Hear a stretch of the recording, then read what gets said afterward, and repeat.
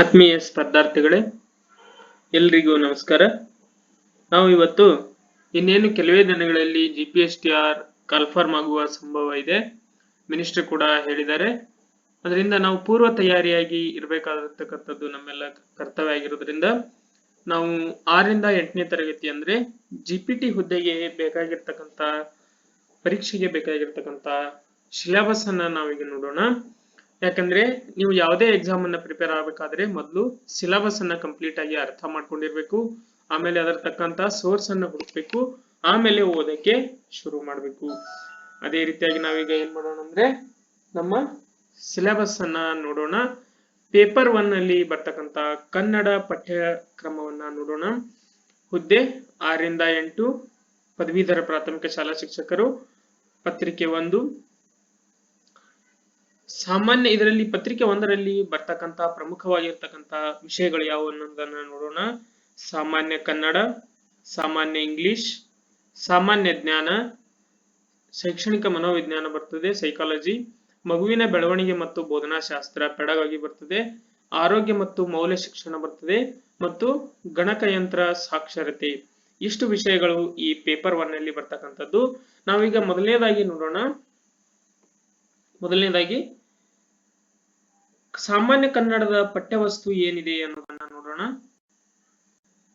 ನೋಡಿ, ಸಾಮಾನ್ಯ ಕನ್ನಡ ಬಹಳ ಅತ್ಯಂತ ಸರಳವಾಗಿರ್ತಕ್ಕಂಥ ಒಂದು ವಿಭಾಗ ಇದು. ಕನ್ನಡ ವರ್ಣಮಾಲೆಗಳು ಕೇಳ್ತಾರೆ. ಕನ್ನಡ ವರ್ಣಮಾಲೆಗಳ ಬಗ್ಗೆ ಬೇಸಿಕ್ ಆಗಿರ್ತಕ್ಕಂಥ ಮಾಹಿತಿಯನ್ನು ಕೇಳ್ತಾರೆ. ಗುಣಿತಾಕ್ಷರ ಮತ್ತು ಸಂಯುಕ್ತಾಕ್ಷರಗಳು, ನಾಮಪದ, ಅದರ ಬಗೆಗಳು ಅಂದ್ರೆ ಅದರ ವಿಧಗಳು, ಸರ್ವನಾಮಗಳ ಬಗ್ಗೆ, ಪ್ರಶ್ನಾರ್ಥಕ ಸರ್ವನಾಮ, ಆತ್ಮಾರ್ಥಕ ಸರ್ವನಾಮ, ಭಾವನಾಮ ಮತ್ತು ಮುಂತಾದ ನಾಮಪದದ ವಿಧಗಳ ಬಗ್ಗೆ ಕೇಳ್ತಾರೆ. ಮತ್ತು ಕ್ರಿಯಾಪದಗಳು, ಅಕರ್ಮಕ, ಸಕರ್ಮಕ, ಕ್ರಿಯಾರ್ಥಕ ರೂಪಗಳು, ಕಾಲಗಳು, ಅಖ್ಯಾತ ಪ್ರತ್ಯಯ ಮತ್ತು ಕಾಲಪಲ್ಲಟಗಳು ಇವುಗಳ ಬಗ್ಗೆ ಕೇಳ್ತಾರೆ. ಲಿಂಗ ಮತ್ತು ವಚನಗಳು, ಏಕವಚನ, ಬಹುವಚನ, ಸ್ತ್ರೀಲಿಂಗ, ಪುಲ್ಲಿಂಗ, ನಪುಂಸಕಲಿಂಗ ಇವುಗಳ ಬಗ್ಗೆ ಕೇಳ್ತಾರೆ. ವಿಭಕ್ತಿ ಪ್ರತ್ಯಯಗಳ ಬಗ್ಗೆ ಕೇಳ್ತಾರೆ. ಮತ್ತು ಕಾರಕಾರ್ಥಗಳ ಬಗ್ಗೆ ಹಳಗನ್ನಡ ಮತ್ತು ಹೊಸಗನ್ನಡ ಎರಡನ್ನೂ ಓದ್ಕೋಬೇಕು. ಮತ್ತೆ ಕನ್ನಡ ಸಂಧಿಗಳು ಮತ್ತು ಸಂಸ್ಕೃತ ಸಂಧಿಗಳ ಬಗ್ಗೆ ಕೇಳ್ತಾರೆ. ಅದರಲ್ಲಿ ವಿಧಗಳು ಮತ್ತು ಅವುಗಳ ವಿವರಣಾತ್ಮಕವಾಗಿ ನೀವು ಉದಾಹರಣೆ ಸಹಿತ ಏನ್ ಮಾಡ್ಬೇಕು ನೋಡ್ಕೋಬೇಕು. ನೆಕ್ಸ್ಟ್ ಸಮಾಸಗಳ ಬಗ್ಗೆ ಕೇಳ್ತಾರೆ. ಒಂದು ಶಬ್ದವನ್ನು ಕೊಟ್ಟು ಇದು ಯಾವ ಸಮಾಸ ಕಂಡುಹಿಡಿಯಿರಿ ಅಥವಾ ವಿಗ್ರಹ ವಾಕ್ಯ ಮಾಡಿರಿ ಅಂತ ಕೇಳ್ತಾರೆ. ನೀವು ಅದನ್ನ ಓದ್ಕೊಂಡಿರ್ಬೇಕು. ಅದೇ ರೀತಿ ಕೃದಂತ ಮತ್ತು ತದ್ದಿತಾಂತಗಳು ಬರ್ತವೆ. ಕೃದಂತ ಅಂದ್ರೆ ಏನು, ತದ್ದಿತಾಂತ ಅಂದ್ರೆ ಏನು, ಯಾವ ರೀತಿಯಾಗಿರ್ತವೆ ಅನ್ನೋದನ್ನ ಓದ್ಕೋಬೇಕು. ವಿರುಕ್ತಿ, ಜೋಡು ನುಡಿ, ಪಡೆ ನುಡಿ ಮತ್ತು ನುಡಿಗಟ್ಟುಗಳು ಬಗ್ಗೆ ಕೇಳ್ತಾರೆ. ಅವುಗಳನ್ನ ನೀವು ನುಡಿಗಟ್ಟುಗಳು ಬಹಳ ಇಂಪಾರ್ಟೆಂಟ್, ಜೋಡು ನುಡಿಗಳು ಬಹಳ ಇಂಪಾರ್ಟೆಂಟ್.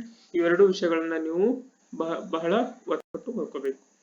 ಅದೇ ರೀತಿಯಾಗಿ ಅವ್ಯಯ ಮತ್ತು ಅದರ ಪ್ರಕಾರಗಳ ಬಗ್ಗೆ ಕೇಳ್ತಾರೆ. ವಾಕ್ಯ ಮತ್ತು ವಾಕ್ಯದ ವಿಧಗಳು, ವಾಕ್ಯಗಳ ರಚನೆ ಬಗ್ಗೆ ಕೇಳ್ತಾರೆ. ಲೇಖನ ಚಿಹ್ನೆಗಳು ಬಹಳ ಇಂಪಾರ್ಟೆಂಟ್. ಪದಗಳ ಅರ್ಥ, ಸಮಾನಾರ್ಥಕ ಪದಗಳು, ನಾನಾರ್ಥಕಗಳು ಅಂದ್ರೆ ವಿರುದ್ಧಾರ್ಥಕಗಳು, ಪದಗಳ ಶುದ್ಧ ರೂಪ ಅಂದ್ರೆ ತಪ್ಪಾದ ಶಬ್ದವನ್ನ ಕೊಟ್ಟು ಇದರ ಶುದ್ಧ ರೂಪ ಯಾವುದು ಸರಿಯಾಗಿದೆ ಅಂತ ಹೇಳಿ ಕೇಳ್ತಾರೆ. ತತ್ಸಮ, ತದ್ಭವ ಮತ್ತು ಅನ್ಯ ದೇಶೀಯ ಪದಗಳು ಬಹಳ ಇಂಪಾರ್ಟೆಂಟ್ ಆಗಿರ್ತಕ್ಕಂತ ಒಂದು ಚಾಪ್ಟರ್ ಇದು.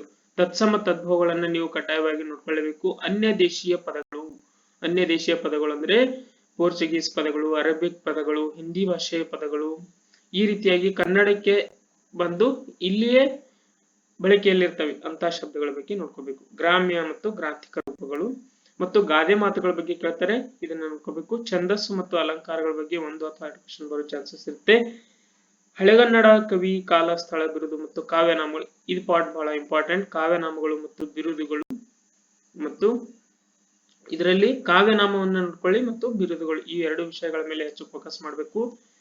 ಹೊಸಗನ್ನಡ ಸಾಹಿತ್ಯದಲ್ಲಿ ಕಾವ್ಯನಾಮಗಳನ್ನ ನೋಡ್ಕೋಬೇಕು. ಮತ್ತೆ ಅವರಿಗೆ ಬಂದಿರತಕ್ಕಂತ ಪ್ರಮುಖ ಪ್ರಶಸ್ತಿಗಳು ಯಾವುವು ಅನ್ನೋದನ್ನ ನೀವು ನೋಡ್ಕೋಬೇಕು. ಇದು ಸಾಮಾನ್ಯ ಕನ್ನಡದ ಪಠ್ಯಕ್ರಮವಾಗಿದೆ. ಅದೇ ರೀತಿಯಾಗಿ ಈ ಸಾಮಾನ್ಯ ಕನ್ನಡಕ್ಕೆ ಇಲಾಖೆ ವತಿಯಿಂದ ಕೊಟ್ಟಿರ್ತಕ್ಕಂಥ ಪರಾಮರ್ಶನ ಗ್ರಂಥಗಳು ಈ ರೀತಿ ಇದಾವೆ.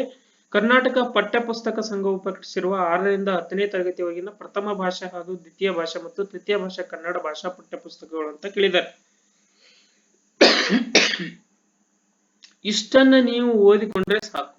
6ರಿಂದ 10ನೇ ತರಗತಿವರೆಗಿನ ಪ್ರಥಮ, ದ್ವಿತೀಯ ಮತ್ತು ತೃತೀಯ ಭಾಷೆಯ ಪಠ್ಯಪುಸ್ತಕಗಳನ್ನ ತಗೊಳ್ಬೇಕು. ಅದರಲ್ಲಿ ಭಾಷಾಭ್ಯಾಸ ಅಂತ ಇರುತ್ತೆ ನೋಡಿ, ಭಾಷಾಭ್ಯಾಸ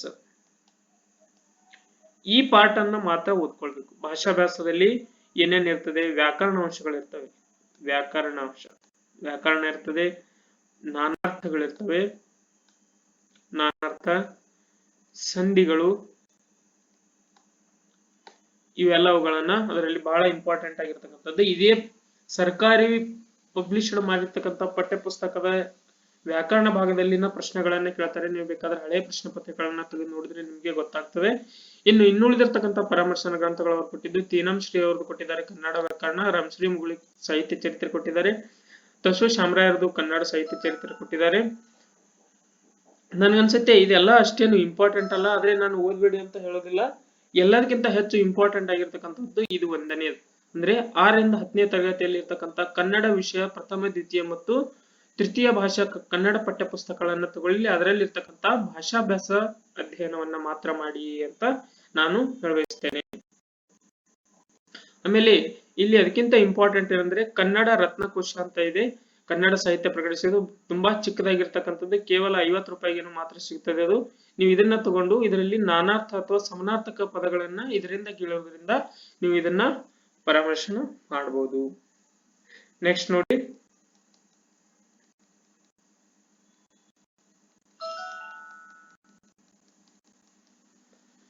ಓಕೆ, ಧನ್ಯವಾದಗಳು. ಇನ್ನು ಮುಂದಿನ ನೀವು GPSTR ಕುರಿತ ಕ್ಲಾಸ್ಗಳಿಗಾಗಿ ಏನ್ ಮಾಡಬೇಕು, ನಮ್ಮ ಚಾನಲ್ ಅನ್ನ ಸಬ್ಸ್ಕ್ರೈಬ್ ಮಾಡಿ, ನಿಮ್ಮ ಫ್ರೆಂಡ್ಸ್ಗೆ ಇದನ್ನ ಶೇರ್ ಮಾಡ್ಕೊಳ್ಳಿ, ಮತ್ತು ಇನ್ನು ಯಾವ ರೀತಿಯ ತರಗತಿಗಳು ಬೇಕು ಅನ್ನೋದನ್ನ ನೀವು ಕಮೆಂಟ್ ಮುಖಾಂತರ ತಿಳಿಸಬಹುದು ಅಂತ ಹೇಳ್ತಾ ಎಲ್ಲರಿಗೂ ನಮಸ್ಕಾರ.